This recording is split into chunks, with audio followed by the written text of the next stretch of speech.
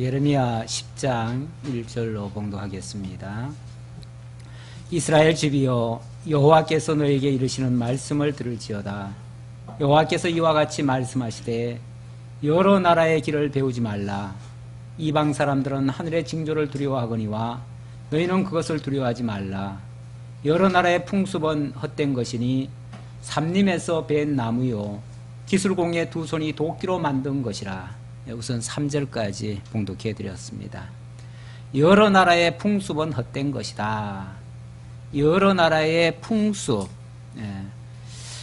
여기 열방의 길, 여러 나라의 길을 배우지 말라 그랬는데, 여러 나라의 길이라고 하는 것은 바로 열방의 풍습을 얘기하는 겁니다. 세상 사람들이 지금까지 살아온 그 방식, 그거를 따르지 말아라. 그 말이죠. 그 말인데, 이스라엘 백성들이 하나님에 의해서 부름받고 하나님의 자녀라 일컬어지는 이스라엘 백성들이 살아가는 방식은 세상 방식 그대로 살아가고 있습니다. 이방의 종교관이나 세계관, 삶의 풍속 등 이런 것들을 따라가는 것을 열방의 길이다, 그렇게 얘기를 하고요. 그 모든 그 의식들은, 행위들은 모두 다 우상 숭배에 기초하고 있기 때문에 우상이 헛되듯이 우상의 길을 따라가는 것도 결국은 다 헛되다. 자, 그 얘기를 지금 하려고 하는 말입니다. 지금 유다라고 하는 나라가 지금 풍전등화입니다. 곧 멸망을 목전에 두고 있습니다. 왜 그들이 멸망하게 되는가를 지금 얘기하는데, 그들이 열방의 길을 따라가기 때문에 그렇다라고 지금 설명하는 내용이죠. 그러면서 3절에 보니까 여러 나라의 풍습은 헛된 것이니 삼림에서 벤 나무요 기술공의 두 손이 도끼로 만든 것이라. 우상에 기초한 것이 열방들의 살아가는 모습인데요. 이방인들의 그 풍습을 보면 전부 다 그 우상 숭배에 그런 게 기초적으로 깔려 있어요. 가끔씩 특히 동양 쪽에 원래 동양이 종교가 발달되어 있습니다. 그래서 동양 쪽으로 가보면은 그 우상 숭배하는 모습이 엄청 많지요. 굉장히 화려하고 아름답게는 만들어 놨는데 알고 보면 전부 다 우상 숭배예요. 뭘로 만들었는가? 여기 표현대로 삼림에서 벤 나무, 거기다가 기술공들이 두 손으로 만든 거, 도끼로 쪼고 칼로 베고 따듬고 정으로 쪼고 이래가지고 만들어 놨어요. 그래서 그런 거 보고 이야 놀랍다 그러는데, 그래봤자 뭐 하는 거예요? 아무것도 아니잖아요. 그래봤자 아무것도 아닌 건데 그 헛된 거를 위해서 그렇게 따라가고 있어요. 4절에 보니까 그들이 은과 금으로 그것에 꾸미고 목과 장도리로 그것을 든든히 하여 흔들리지 않게 하나니. 굉장히 우람하고 아주 대단해 보이죠. 언젠가 한번 저 미륵불 있는 데를 목회자 수양회 때문에 간 적이 있는데, 거기 가서 그 옆에 그게 있어가지고 한번 봤어요. 봤더니 사람들이 다 와 그래요. 왜냐하면 너무 막 우람해 보이니까. 그렇게 우람하게 하는 이유가 뭘까요? 다 무릎 꿇으라는 거예요, 그 앞에. 그러니까 그런 걸 보면서 사람들은 그냥 뭐라고 할까요? 그런 거에 위압감을 느껴가지고 그 앞에 그냥 머리를 조아리죠. 원래 절간에도 들어가면 입구에 뭐가 있습니까? 사천왕이 있죠. 사천왕 뭐 도끼 같은 거 들고 칼 같은 거 들고 이렇게 해가지고 겁을 바짝 주죠. 눈을 막 부라리고 조금만 여차하면 눈만 딴 데로 돌리면 바로 찍을 것 같죠. 그러니까 그 와서는 다 무릎 꿇으라는 거예요. 다 엎드리라는 거예요. 이 종교라고 하는 게 은연중에 그런 걸로 위압을 가하는 거예요. 근데 사실은 그 아무것도 아니거든요. 사람이 그냥 고안을 해가지고 지금 만들어 놓은 거예요. 사람 겁주려고 만들어 놓은 거예요, 한마디로. 그런 거에 왜 굴복을 해요? 그런 것이 왜 시키는 대로 왜 따라해요? 유다가 하나님이 애굽 땅 종되었던 집에서 인도에 내면서 신신당부한 게 뭐라고 그랬습니까? 너희를 애굽 땅 종되었던 집에서 인도해 낸 나는 여호와다. 내가 뭐하러 너희들을 인도해 낸지 아느냐? 다시는 종노릇 하지 말라는 거죠. 다시는 하나님 외에는 주인이 없다는 거죠. 하나님 외에는 더 이상 종 노릇하면 안 된다는 거죠. 어느 것에도 굴복하면 안 된다는 거죠. 오직 하나님만 우리의 주로 섬기고 그분의 말씀만 따르라는 건데, 인간은 자꾸만 다른 것에다가 굴종을 하니까 다른 것에 굴종하는 만큼 하나님은 멀어져요. 그러니까 이스라엘이 왜 저렇게 하나님과 멀어졌느냐를 원인을 캐보면은 우상을 섬겼기 때문이다 그러는데, 사실은 하나님과 멀어지면서 우상을 가까이 한 거죠. 예. 엄밀하게 말하면 하나님과의 관계 단절이 우상을 쫓아가게 한 거예요. 인간은 둘 중에 하나예요. 하나님을 따르든지 아니면 우상을 섬길 수밖에 없어요. 근데 보통 하나님도 안 섬기고 그런 사람들은 뭐라고 생각하냐면, 나는 아무것도 안 믿어, 나는 나만 믿어 그러는데, 자기라는 우상이 굉장히 강한 게 있어서 그래요. 그리고 아니면은 또 뭔가 또 다른 뭐가를 또 의지하고 있어요. 그러니까 하나님을 안 믿는다는 거지, 순수하게 아무것도 안 믿고 자기만 순수하게 믿는 사람은 없습니다. 그런 건 없어요. 아니면 다 속아서 그렇게 하고 있어요. 그들이 은과 금으로 그것을 꾸미고 목과 장도를 그것을 든든히 하여 흔들리지 않게 했다 해도 별거 아니다 그 말이에요. 예. 그 위압감을 주고 거기에 경탄하게 하려고 일부러 겉을 화려하게 꾸며요. 그래서 보통 우상들은 대부분 다 금덩어리로 만들어 놨어요. 예. 금덩어리로 만들어 놓고 뭐 조금 못한 게 은이죠. 은, 금. 예. 은이라고 하는 건 옛날에는 거의 화폐로 사용했기 때문에 돈 쳐발랐다 그 말이에요. 우리말로 하면. 거기다 돈 갖다 발라가지고 온갖 그렇게 사람을 그냥 기죽게 만들어 놨다 그 말이에요. 예. 그것이 둥근 기둥 같아서, 하지만은 그건 별거 아니다 그 말이에요. 별거 아닌데 마치 뭐와 같은 거 아니? 둥근 기둥 같아서 말도 못하며 걸어다니지도 못하므로 사람이 메어야 하느니라. 근데 알고 보면요, 그거는 아무것도 아니에요. 그 스스로를 움직이도 못해요. 뭐 보건고사하고 자기 스스로도 움직일 줄도 몰라요. 그게 움직이려면, 한 걸음 발자국 띄우려면 거기에 사람이 얼마나 많이 매달려가지고 옮겨야 되는지 몰라요. 힘들게. 그게 무슨, 자기 스스로도 못 걸어다니는 존재가 무슨 누굴 위해 한다고 그래요. 예. 오히려 사람에게 도움을 입어야 그 자리에 버튼구고 서 있을 존재가 누구한테 복을 준다는 거예요. 그렇게 허황된 것에 사람들이 속아가지고 그 위압감에 눌려가지고 그러고 있다 그 말이죠. 그러니까 그것이 그들에게 화를 주거나 복을 주지 못하나니 너희는 두려워하지 말라 하셨느니라. 그런데도 불구하고 하나님을 안 섬기는 거 보면 그런 것에 두려워해가지고 우상 섬기고 있다 그 말이죠. 예. 그러니까 실체를 알고 나면 우상을 섬길 이유가 하나도 없는 겁니다. 6절입니다. 6절부터 11절, 우상이 얼마나 무능한 존재인가를 일깨워줌으로써 상대적으로 하나님의 위대하심을 찬양하는 내용이 되겠습니다. 여호와여, 주와 같은 이 없나이다. 그렇습니다. 하나님 같은 이가 세상에 어디 있습니까? 하나님 같은 분이 어디 계십니까? 주는 크시니 주의 이름이 그 권능으로 말미암아 크시니이다. 주님이 어떻게 크신가, 얼마나 위대하신가를 그의 권능으로 말미암아 보여주고 있다 그 말이죠. 하나님이 어떤 일을 통해서 그걸 보여주는가. 이방 사람들의 왕이시여, 주를 경외하지 아니할 자가 누구리이까? 이는 주께 당연한 일이라. 여러 나라와 여러 왕국들의 지혜로운 자들 가운데 주와 같은 이가 없음이니이다. 예, 이방 사람들의 왕이시여 하는 말은 앞에 그 열방, 여러 나라를 열방이라고 그러잖아요. 그 여러 열방을 사람들이 따라가는데, 사실은 사람들이 따라가는 그 열방들의 왕이 누구예요? 하나님이에요.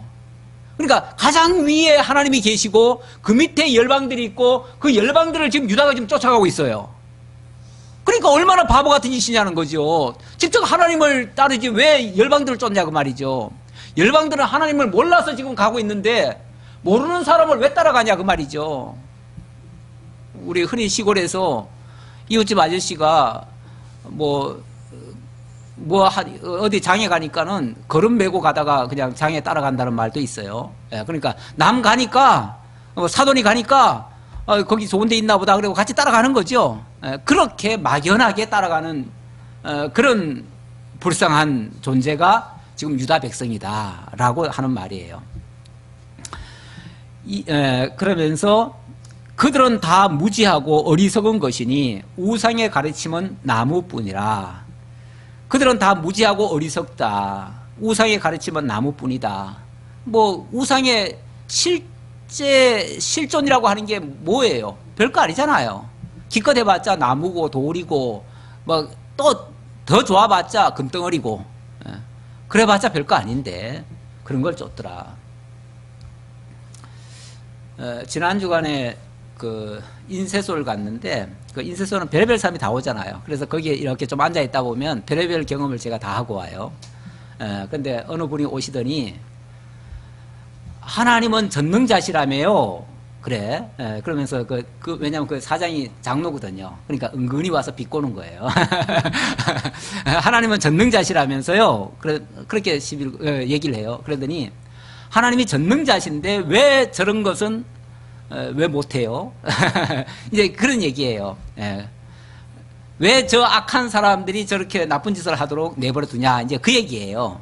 그 얘기인데 제가 이제 옆에 가만히 있다가 가만히 그냥 처음엔 듣고 있었죠. 듣고 있었는데 계속 그 소리를 또 하고 그래. 그래서 내가 그러니까 전능자시죠. 그래서 그런 것도 할 수 있어야 전능자지요. 전능자라는 말이 뭐 좋은 것만 이렇게 잘 돌봐주는 게 전능자가 아니고 좋은 일이든 나쁜 일이든 세상에 악한 것도 다 할 수 있는 게 다 전능자다. 모든 걸 다 하실 수 있는 분이 전능자시다. 그러면서 저 악인들이 세상의 모든 사람이 다 착하게 살고자 하는데 왜 저런 악인들이 나오겠냐. 하나님이 안 하시면은 누가 하겠느냐. 모든 것을 다 하나님이 하신다. 물론 뭐 자세히 못 들으면 또 오해할 수도 있겠지만은 그러면서 이제 좀 얘기를 한 바가 있는데 그래서 나는 믿는 사람인데 저렇게 말을 하나 그랬더니 나중에 보니까 자기는 불교신자래요. 불교신자면서 하도 이제 기독교에서는 전능자라고 하니까 하나님을 전능자로 하니까 이제 비꼬느라고 하더라고요. 근데 여기도 지금 하나님의 전능하심을 지금 얘기하는데 하나님 전능하심의 내용이 뭐냐면 당신의 백성들을 멸망케 한다는 거예요. 그리고 저 열방들이 그 우상을 쫓아가게 만들고 어찌 보면 그런 걸 다 전능하다고 그래요. 제가 오늘 오전에 교동문 있잖아요. 교동문 하다가 문득 그 장면이 딱 나오더라고요. 17편에. 무슨 장면이 나오냐면은 17편이죠.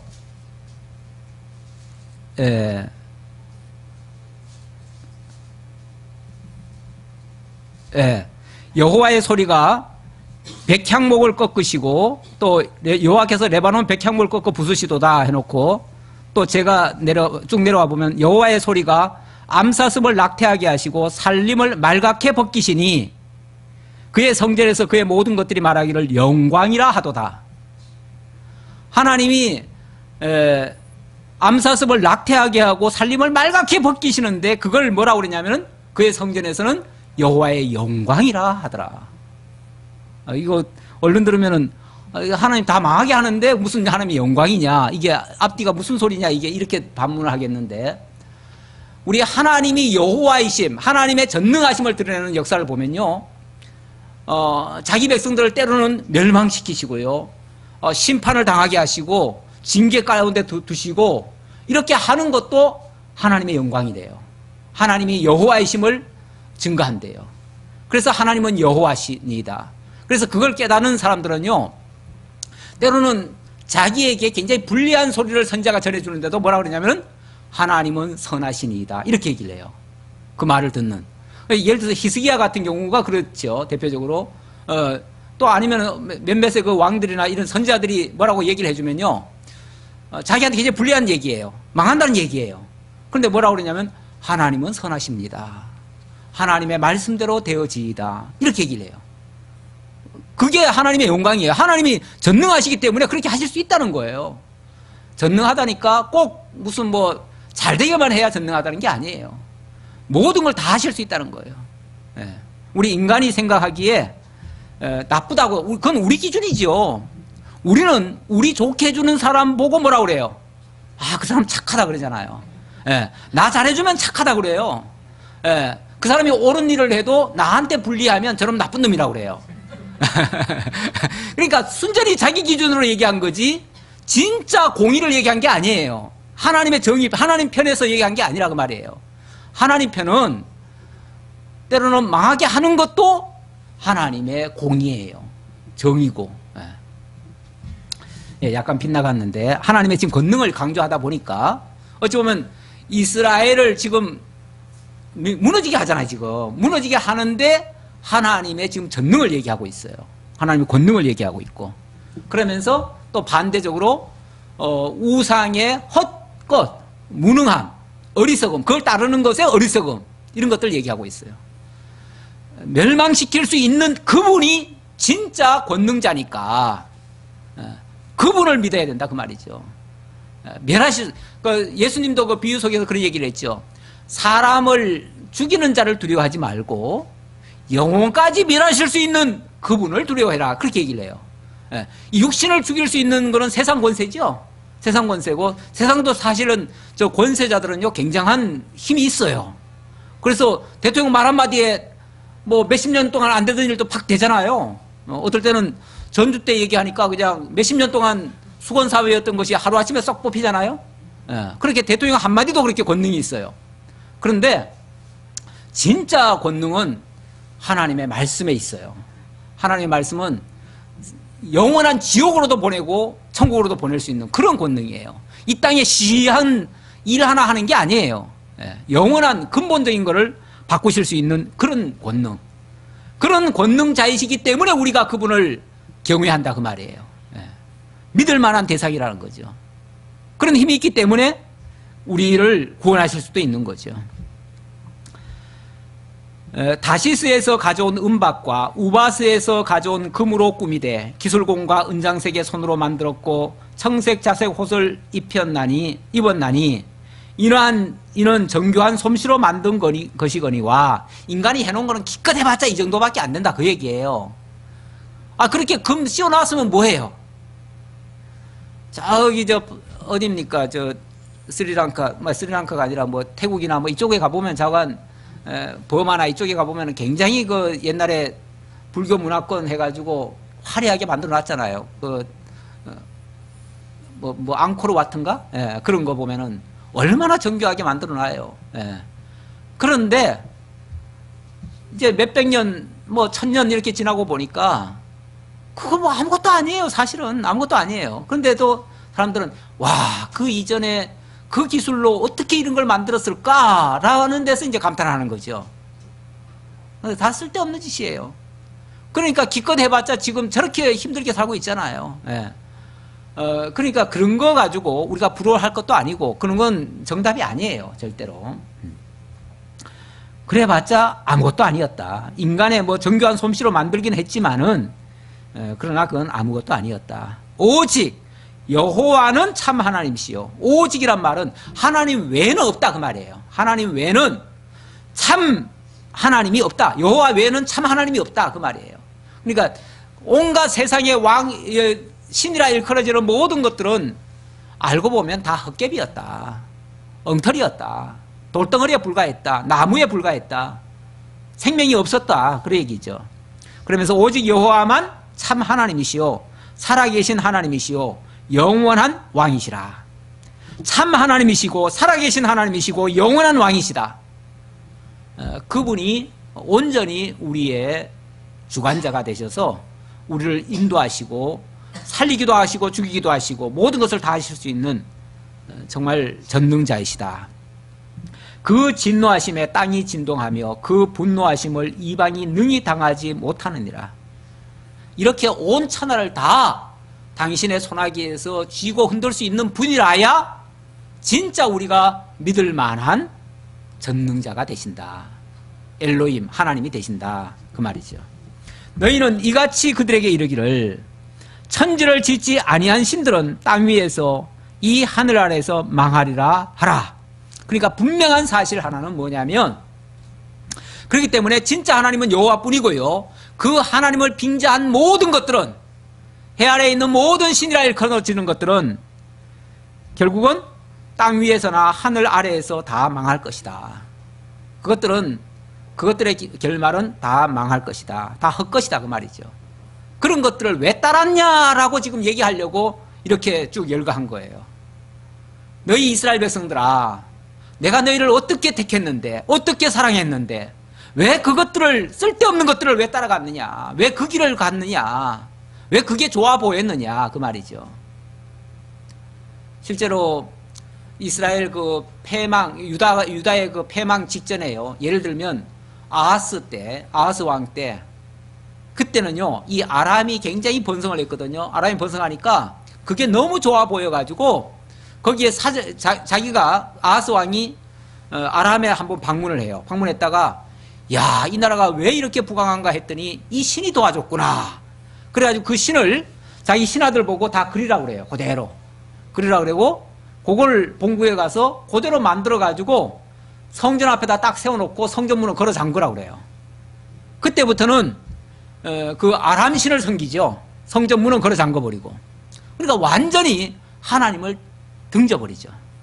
하나님을 떠나버리고 등져버리고 하나님과의 관계를 끊어버리죠. 또 므낫세도 마찬가지예요. 그래서 그거를 히스기야가 조금 회복을 해놨는데 그 다음에 또 므낫세라는 친구가, 므낫세는 히스기야의 아들인데 히스기야가 기껏 15년 그 기도해가지고 죽을 병에 들려가지고 기도해가지고 하나님이 살려놨더니 므낫세라는 놈이 나와가지고 그 친구가 나라를 다 말아먹잖아요. 또 하나님을 등져버리잖아요. 그러니까 어거지로 자식 달라 그래가지고 그렇게 낳은 자식 좋지도 않아요. 그러니까 억지로 기도하지 마셔요. 하나님이 주시는 거는 받으시고 주시지 않는 거는 안 받는 게 나아요. 억지로 달래가지고 그게 그냥 낭패를 만나잖아요. 그것 때문에 그래서 이 유다가 멸망한 죄 중에요 항상 뭐라고 언급을 하냐면 므낫세의 죄로 인하여 이렇게 얘기를 해요. 므낫세의 죄는.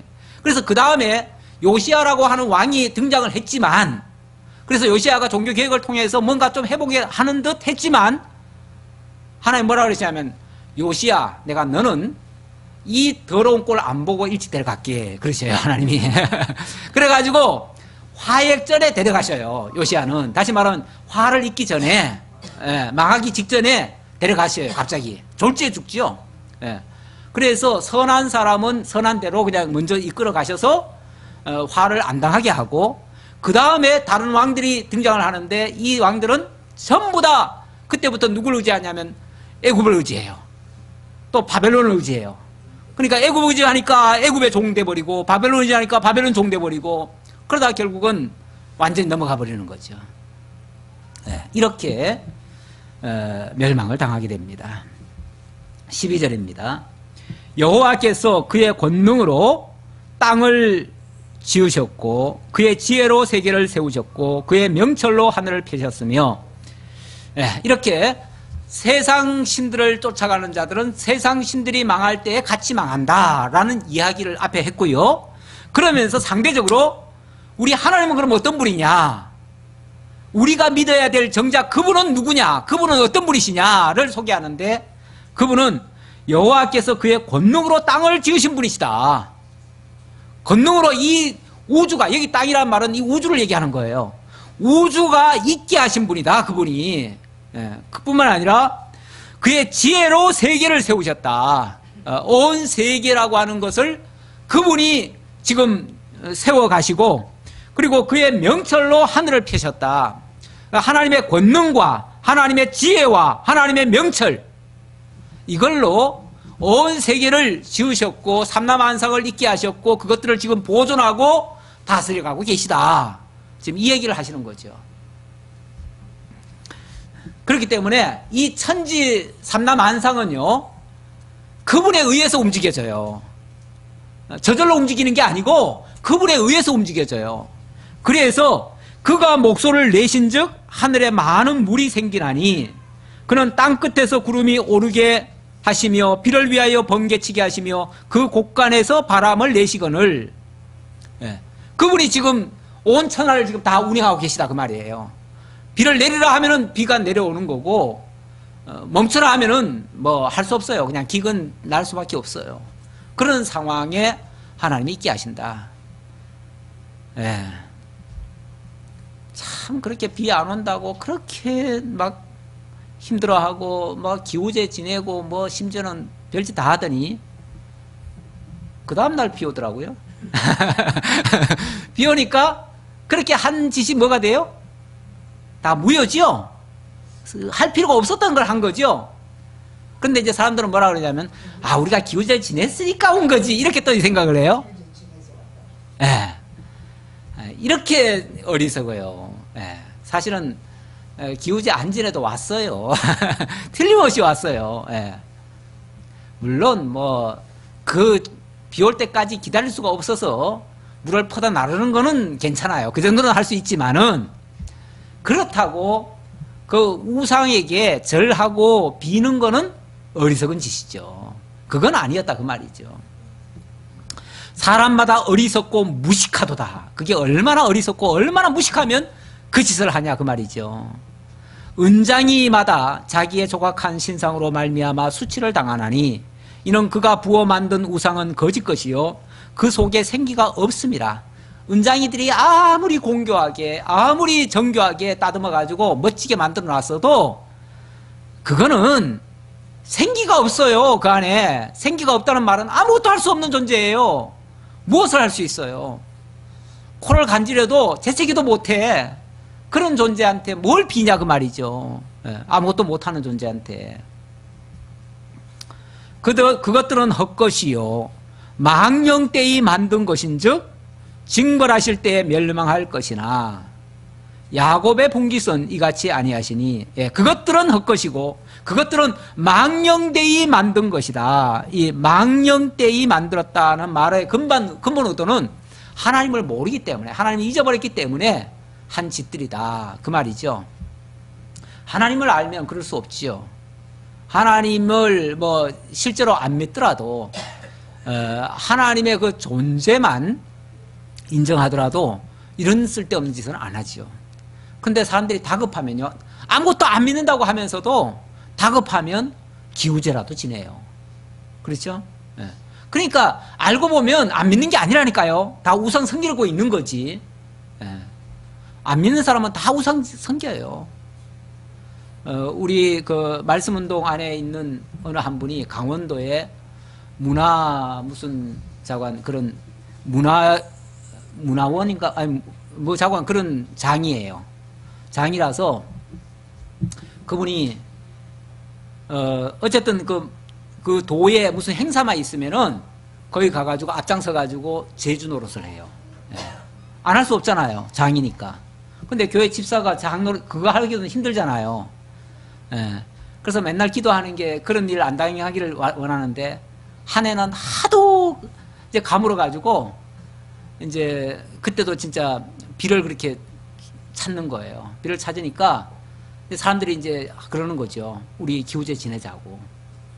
그러니까 이 양반이 이제 앞장서서 안 갈 수 없잖아요. 그런데 그땐가 자관 무슨 어떻게 뭐 자관 그걸 면회하려고 했는데 비가 왔다 그러더라고요. 비가 와가지고 그 위기를 모면했다는 그런 얘기를 제가 직접 들은 적이 한번 있는데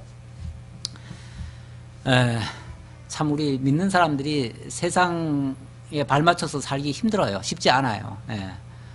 그러다 보니까 높은 자리에 올라가는 것도 골치 아파. 어떨 때는 높은 자리에 올라가면은 할 거 못할 거 다 해야 되잖아요. 그렇죠? 어쨌든 다 쓸데없는 짓을 하더라는 거죠. 그러면서 하나님 그냥 한 방이면 다 끝나는 걸 그렇게 사람들이 몰라서 그렇게 짓을 한다고. 아마 미루다가 비 오는 날 하려고 했는데 안 할 필요가 없어서 안 했던 것 같아요. 내가 그런 기억이 나는데.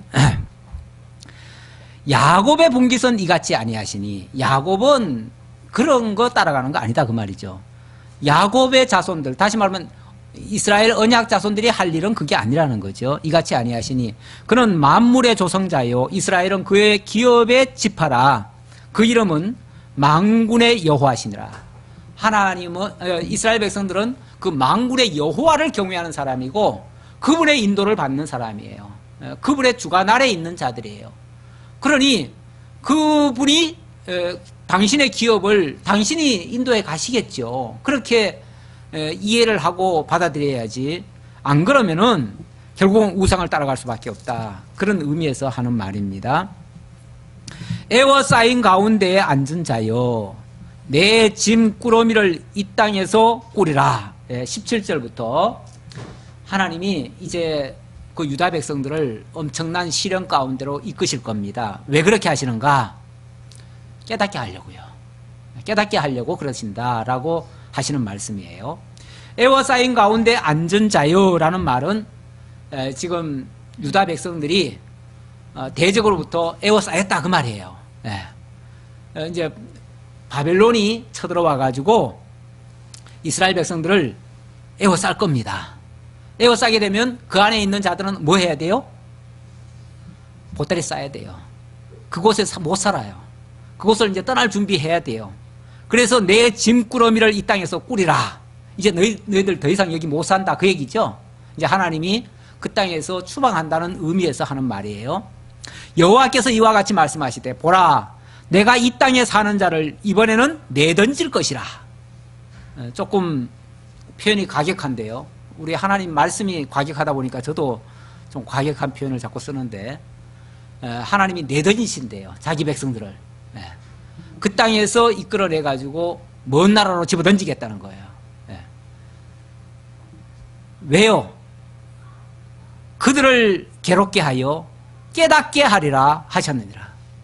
왜 그렇게 한다고요? 깨닫게 하려고. 하도 그 안에 있어서는 못 깨닫으니까 자극적인 방법이 필요하다는 거예요.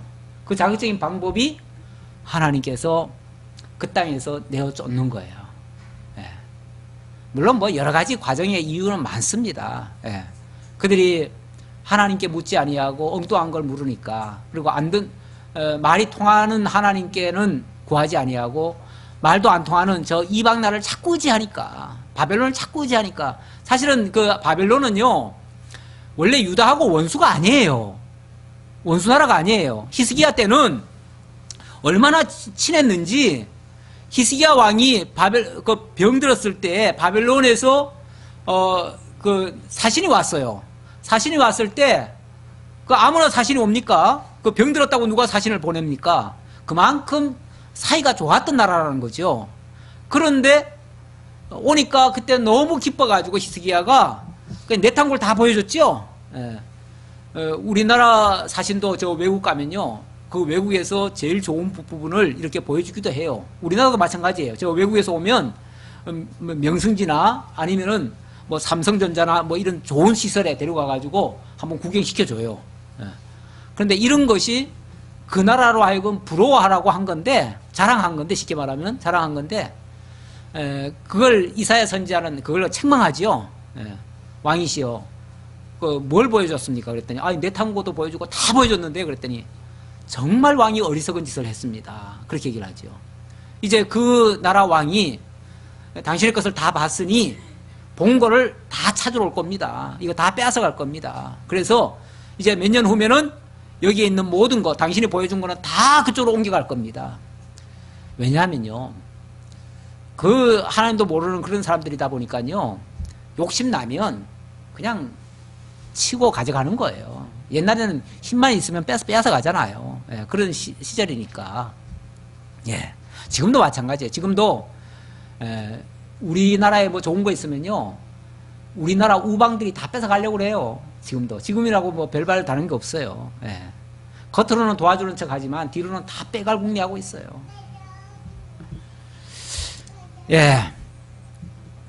19절. 어쨌든 이렇게 고통을 지금 유다 백성들에게 하나님이 안겨주시는데 이유는 다른 거 없어요. 깨닫게 하려고 그렇게 한다. 우리 하나님이요, 우리한테도 종종 어려움을 주실 때가 있어요. 어려움 주시는 거는 뭔가 깊이 생각할 게 있어서 그래요. 하나님이. 그래서 하나님은 우리에게 병행하신다고 그래요. 일평생 우리의 삶 속에 공고한 날과 형통한 날을 번갈아 주시는데, 형통할 때는 하나님 앞에 감사하게 하고, 또 공고할 때는 하나님께 깊이 기도하게 하려고 그러신다라고 했어요. 우리에게 늘 깨우쳐 주시는 게 중요한 거예요. 그래서 무슨 일을 당하든지 하나님 배우는 기회로 삼으면 매우 유익할 겁니다. 19절 슬프다 내 상처여 내가 중상을 당하였도다. 그러나 내가 말하리라 이는 참으로 고난이라 내가 참아야 하리로다. 예. 자, 이런 이야기를 하나님께로부터 들은 이 선지자 예레미야의 입장에서는 너무 고통스러워요. 이런 말들이 지금 말씀이니까 이렇게 뭐 우리가 쉽게 받아들이고 당장 나한테 지금 해당되는 말이 아니니까 우리는 이렇게 웃으면서도 듣고 지금 이러지만 아마 그 당사자가 되는 예레미야 입장에서는 정말 애간장이 녹지요.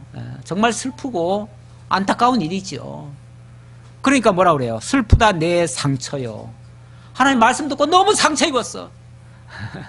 우리 하나님 말씀 듣고 힘을 얻어야 되는데 상처를 받았어요. 하나님이. 예레미야가. 오늘 목사님 말씀 듣고 나 상처 받았어요. 그럼 제가 뜨끔하지요. 뜨끔한데 원칙은 상처도 좀 받으셔야 돼요. 상처도 받으시고 또 아물기도 하시고 이래야 단단해져요. 단단해지는데 근데 그 상처를 무슨 뭐 내가 무슨 원한이 있어서 한 것처럼 들으면은 그건 좀 곤란하죠. 그건 아니고 하나님이 깨닫게 하기 위해서 이제 아픔을 준다면은 그거는 사실 달게 받을 필요도 있어요. 근데 어쨌든 하나님의 말씀에 예레미야가 상처를 입었어요. 상처가 얼마나 큰지요. 내가 중상을 당하였도다. 얼마나 그 상처가 큰지 중상이래요. 이 선지자들이요 가끔씩 하나님의 말씀을 듣고 막 기절하는 경우도 있어요. 쓰러져가지고 며칠 동안 그냥 식음을 전폐하고 일어나지를 못하는 경우도 있어요. 저 다니엘서에 보면 그러죠. 하나님의 말씀 그 뇌로부터 받은 그 이상을 듣고 너무 정말 놀래가지고 며칠간을 일어나지를 못하는 거예요. 그것 때문에 끙끙 앓는 거죠. 지금 예레미야도 상처를 입었어요. 상처 정도가 아니라 중상을 입었어요. 정말 죽을 것 같아요. 그러나 내가 말하기를 그럼에도 불구하고 어떻게 반응을 해야 돼요? 하나님 어떻게 이러실 수 있어요? 이게 아니라 내가 말하노라 이는 참으로 고난이라 내가 참아야 하리로다. 우리 점심 먹으면서 우리 집사님이 말씀 듣고 힘들어요. 그래도 참아야 된다는 걸 알았어요. 그래도 참아야지요. 그러시더라고요. 맞아요. 참아야 돼요. 우리 말씀대로 산다는 게 때로는 참 힘들기도 해요. 힘들기도 하는데, 근데 그게 이제 몇 번 연단을 받고요. 매번 힘들면 우리 죽지요. 못 살지요. 못 사는데, 그 말씀이 이제 한 번씩 이제 거듭될 때마다 그게 연단이 되잖아요. 연단되어지면, 그다음부터는 그까짓 거 아무것도 아니에요. 그것도. 그리고 익숙해져가지고, 그냥 믿음으로 감당이 되어지고, 나중에는요, 은근히 그런 일이 없으면 심심해. 그래서 우리 하나님 뭐 요즘은 뭐 좀 좋은 일 안 주시나. 그래서 은근히 기다려요. 괜히 아무 일도 없으면 더 불안해. 뭐 하나님 뭐 주시려고 더 갑자기 큰 거 뭐 하나 주시려고 그러시나? 그냥 감당할 시험이나 주시지. 감당치 못할 시험 주시면 곤란하잖아요. 그렇죠? 그래서 은근히 기대하고 또 무슨 일이 있을 때 하나님이 이를 통해서는 또 무슨 역사를 보이려고 그러시나 하나님의 영광을 보는 어떤 기회로 삼을 수도 있어요. 그러니까 하나님과의 어떻게 보면은 그게 하나님과의 교통이지요. 하나님이 지금 어떤 역사를 통해서 당신을 지금 깨우치시고 뭔가를 지금 역사를 지금 보여주시고 있는데 그걸 통해서 하나님의 능력이 보여지고 하나님의 역사가 보여지면 그게 영광이란 말이에요. 그 영광을 통해서 우리가 정말 힘을 얻고 세상이 감당치 못할 믿음으로 우리가 이제 자라가게 되는 건데 한 단계 한 단계 거칠수록 우리는 사실은 그만큼 더 성숙해 가는 모습입니다. 그리스도의 장성한 분량까지 자라가는 거예요. 하루아침에 되는 건 아니에요, 물론. 그러니까 오랜 신앙생활이 필요한 거죠. 아니, 예수 믿고 곧바로 다 돼버리면은 뭐하러 계속 살아? 그냥 가시지. 그렇잖아요. 계속 살 필요가 없잖아요. 뭐 다 이뤘는데 뭐. 만약에 이 땅에서 금방 우리가 성자가 돼버리면요, 더 이상 살 이유조차가 없어요. 그때는 다 끝났으니까 이제는 가자, 이제 그러실 거예요. 그러니까 적당히 좀 연단 받을 것도 좀 남아 있고 그것이 살만한 모습이에요. 그러니까 이래도 좋고 저래도 좋아요. 사도 바울 말 맞다나 데려가면 더 좋고 안 데려가도 좋고 이래도 좋고 저래도 좋고 이러면은 이 사람을 위해서 좋고 저러면 저 사람을 위해서 좋고 또 아니면은 나를 위해서 좋고 뭐 다 좋다는 거죠. 그런 어떤 모든 걸 초월하는 그런 신앙이 되면 넉넉히 모든 걸 이기는 그런 신앙이죠. 내 장막이 무너지고 나의 모든 줄이 끊어졌으며 내 자녀가 나를 떠나가고 있지 아니하니 내 장막을 세울 자와 내 휘장을 칠 자가 다시 없도다. 장막이 무너지고 줄이 끊어지고 떠나가고 이렇게 된다는 것은 주변에 의지할 모든 것들이 다 사라져 버리는 거죠. 내가 믿고 신뢰하던 그 모든 것들이 다 끊어져 버리는 거죠. 근데 이렇게 하는 거는 또 상대적으로 말하면 하나님만을 의지하고 하나님의 인도만을 받으라는 하나님의 신호죠. 그래서 육신적으로는 도와줄 자가 아무도 없어요. 더 이상 무너지는 장막 세울 자도 없고 휘장마저도 쳐줄 자가 없어요.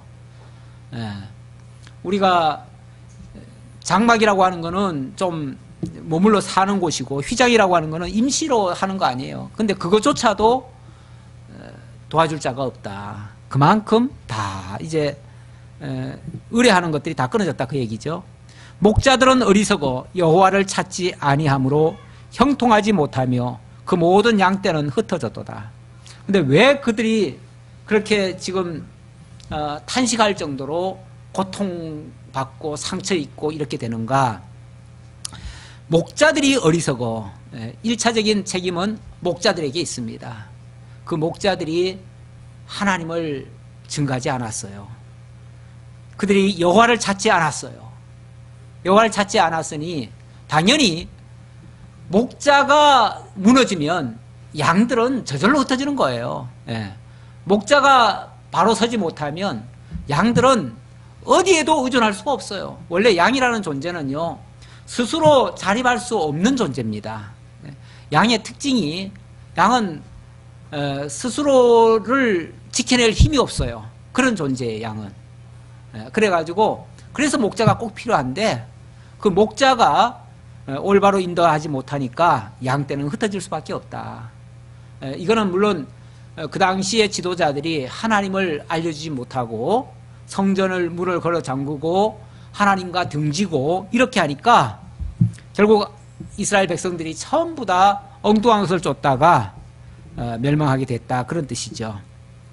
들을지어다 북방에서부터 크게 떠드는 소리가 들리니 유다 성읍들을 황폐하게 하여 승냥이의 거처가 되게 하리로다. 드디어 임박해 왔다는 거예요. 북방에서부터 저 바벨론 세력들이 크게 떠들고 온다. 그 말은 막 지금 달려오고 있다, 그 말이죠. 막 달려오고 있다. 그래서 유다 성읍들을 황폐하게 해서 성냥이의 거처가 되게 하려고 지금 그러고 있다. 이런 지금 아주 긴박한 지금 미래를 예고를 하고 있습니다. 이제 어쩌면 큰일 났어요. 이스라엘 백성들은 이제 그야말로 풍전등화해요. 자, 이런 지경에 왔는데 이제 어차피 당할 거는 당하는 거예요. 그렇죠? 당하는 거는 이제 필연이에요. 이게 뭐 피할 수 없는 상황이 돼버렸어요. 그랬을 때에 마지막으로 하나님 앞에 호소할 수 있는 게 뭡니까? 그래도 진노 중이라도 하나님 자비는 거두지 말아 주십시오. 이 백성을 향한 하나님의 사랑은 끊어지지 않도록 해 주십시오. 마지막 이제 호소입니다. 그거를 23절로부터 25절까지 징계할 때 자비로 해 주시고, 그리고 우리를 징계하는 저 대적들은 완전히 멸망시켜 주십시오. 이제 마지막 구하는 건 그겁니다. 어쩌면 그렇게 되어지면, 만약에 그 기도대로 되어진다면 이스라엘 백성들은 먼저 망하죠. 그렇죠? 먼저 망하지만 그들은 징계라고 얘기를 했으니까 나중에 다시 회복한다는 뜻이고요. 저 이스라엘을 멸망시키는 저 대적들은요, 나중에 완전히 멸망시킬 거예요. 그러면 최종적으로 말하면, 그러니까 과정적으로는 이스라엘이 먼저 망하는 것 같지만 결과적으로 말하면은 이스라엘은 다시 회복하기 위한 일시적인 망함이고 무너짐이고, 저 대적은 이스라엘을 징계하는 도구로 쓰임받았다가 나중에는 완전히 진멸당하는 결과가 되죠. 그러면은 최종 승자는 누구예요? 언약 자손들이죠. 언약 자손들은 회복을 전제한 징계다, 이 얘기죠. 예. 여호와여, 내가 알거니와 사람의 길이 자신에게 있지 아니하니 걸음을 지도함이 걷는 자에게 있지 아니함이니이다. 예. 하나님, 예. 제가 알기로 사람의 길이 자기에게 있지 않습니다. 다시 말하면 내 운명이 나한테 달린 게 아닙니다. 예. 내가 이 길을 간다고 해서 지금 내가 가는 것보다는 결국은 이 걸음을 인도하시는 하나님께 있지 않습니까? 결국 우리의 모든 운명이라는 표현을 안 쓸 수가 없네요. 어쩔 수 없이 써야 되는데, 우리의 운명이라는 것이 결국은 내가 개척하는 게 아니고 어디에 달렸다고요? 하나님께 달렸습니다. 그러니 이거 하나님께 맡기겠습니다. 맡기고 하나님께서 우리의 길을 하나님이 인도해 주십시오. 예. 지금 멸망의 길로 가더라도 결국은 궁극적으로 승리의 길로 하나님께서 기결시킬 거니까 이 터널, 이 깊은 터널을 통해서 승리의 길로 가야 된다면 하나님께서 그 길을 인도해 주십시오. 우리 임의로 이것을 바꾸려고 우리의 운명을 우리가 개척해야 된다고 해가지고 막 어떻게 하다가는 오히려 더 꼬이고 더 잘못되니까 하나님께서 우리의 길을 인도해 주십시오, 그 말이죠. 그러면서 여호와여, 나를 징계하옵시되 너그러이 하시고 진노로 하지 마옵소서. 예. 이것이 지금 진노의 길인데요, 진노의 방법인데요, 하나님이 진노하실 때에 좀 너그럽게라는 말은 사랑으로, 자비로, 하나님이 자비를 끊지 말고 그 자비로 해주시고 절대로 진노로는 하지 말아주세요. 예. 이 징계를 사랑으로 하면은 나중에 회복이라고 하는 게 있지만은, 만약 이걸 하나님이 막 너무 화가 나가지고 막 홧김에 해버리시면 뭐가 돼요? 콩가루도 안 남지요. 그렇잖아요. 박살이 나는 거죠. 그래버리면은 회복이 안 되잖아요. 회복을 할 수가 없잖아요. 그러니까 진노로는 마시고 사랑으로 해주세요, 그 말이죠. 주께서 내가 없어지게 하실까 두려워하나이다. 그러니까 진노로 해버리면은 진짜 콩가루가 돼버리니까 그러면 완전히 없어져 버릴 거 아니에요. 그렇게 되지 않도록 해주십시오. 내 길을 인도하시되 그렇게 해달라. 주를 알지 못하는 이방 사람들과 주의 이름으로 기도하지 아니하는 족속들에게는 주의 분노를 부으소서. 주의 분노는 우리한테 붓지 마시고 하나님을 알지 못하는 자와 하나님의 이름을 대적하는 자들, 주의 이름으로 기도하지 않는 자들, 그들은 대적하는 자들이죠. 그들에게만 그 진노를 쏟아주세요 라고 얘기를 합니다. 하나님의 그 진노의 화살은 그쪽을 향하게 돼 있어요. 원래 돼 있는데 하나님의 그 뜻을 따라서 그렇게 강구하는 내용이 되겠습니다. 왜 그들이 진노를 받아야 되느냐 하면, 그들은 야곱을 씹어 삼켜 멸하고 그의 거처를 황폐하게 하였나이다. 예, 그들은 야곱을 씹어 삼킨다, 완전히 야곱을 짓밟아 버린다, 그 말이죠. 야곱을 짓밟아 버리고 그리고 그들의 거처를 황폐하게 할 거니까, 이제 바벨론이 오면 이렇게 할 거거든요.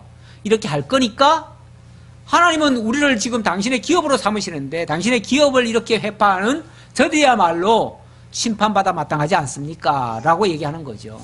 이렇게 기도하는 말 속에는 이제 앞으로 하나님이 어떻게 이들을 인도해 가실 것인가에 대한 그 설계가 담겨져 있어요.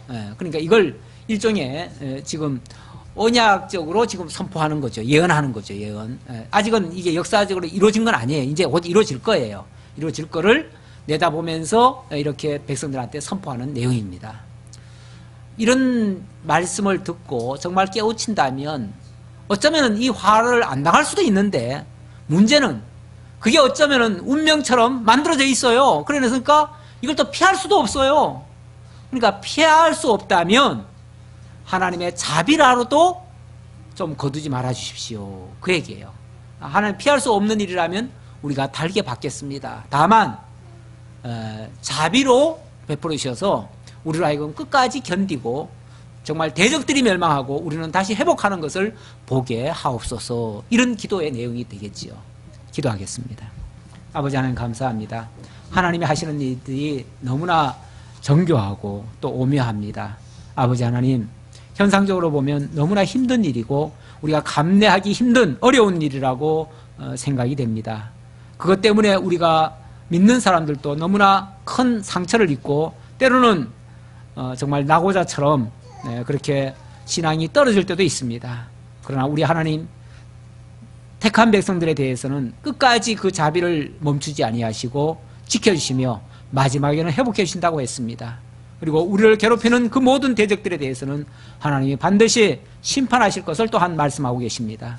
그러기에 전능자이신 우리 하나님 믿고 지혜로 이 세상을 건설하시고 명철로 다스려 가시는 그 하나님만 의지하고 하나님께서 인도하시는 그 길을 따라가는 지혜자들 다 되도록 함께해 주옵소서. 예수님의 이름으로 기도하옵나이다. 아멘.